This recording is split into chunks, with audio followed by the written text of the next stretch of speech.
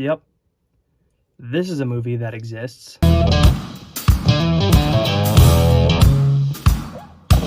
Hi, my name is Andrew, and today we're going to be going over Diary of a Wimpy Kid, a classic film with charismatic characters done beautifully and with such an amazing tone. Oh wait, that's not what I'm covering. I'm covering the animated version that just came out on Disney Plus just a few days ago. So, where do I even begin? This movie, I watched it because it piqued my interest. I saw it and I was like, oh, I love the three Fu movies. I'm not counting The Long Haul. I watched that one. That one was ass. I watched this while I was quarantining, and this movie, there is just something about it. I'll start off with this. Visually, it is not a good looking movie. All the characters feel very unanimated. Like, they're very lifeless. Like, it's hard to believe that the Peanuts movie that came out a few years ago, and same thing for the Captain Underpants movie, that movie had so much vibrance and life.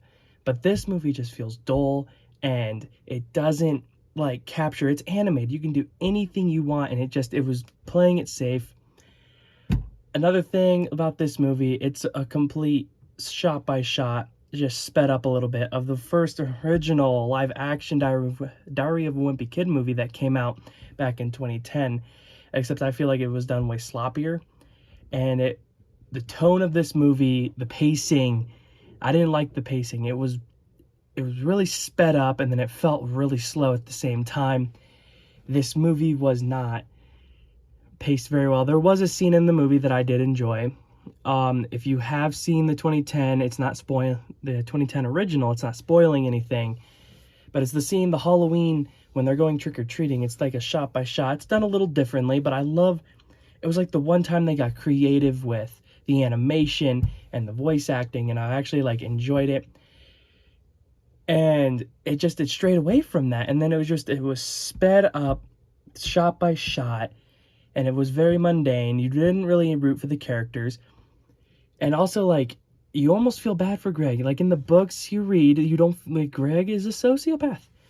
And in the movies, he kind of plays off that role.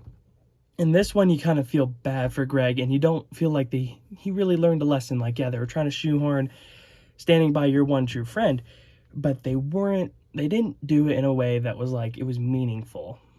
In the first movie, where it's the cheese touch and that end scene where Rowley eats the cheese, and then he has to lie to all the middle schoolers just to protect Rowley. That scene felt well deserved, well built up and earned. And this movie, everything felt shoehorned in. They were playing it safe, and it was not enjoyable. It was a movie. It's only an hour long, and I feel like they could have taken their time on this. Nobody was wanting this, so they could have taken their time and got it right. And also, maybe this is just my opinion, but I feel like this would have been a movie where they could have followed the Captain Underpants acting choices if they would have gotten adults almost to play the kid characters, kind of like how Kevin Hart played one of the characters. I felt like that would have done the movie a lot more justice, because you have adult actors have a better acting capability than just kids. And I feel like the movie would have been done better if it was done by that. Also, can I just say, character-wise, another character that bugged me was Roderick. And he was just there. He was there for a couple scenes, but it was just there was no charismatic creation in it. It was just here's Roderick, he's an asshole, he doesn't he's just there to be a moody teenager. That's about it. That's the only thing that they had going for Roderick in this movie, and that's a shame. I know they're coming out with a sequel. I hope they do a better job. Roderick rules. You can't screw this up. It's literally the book. Take your time.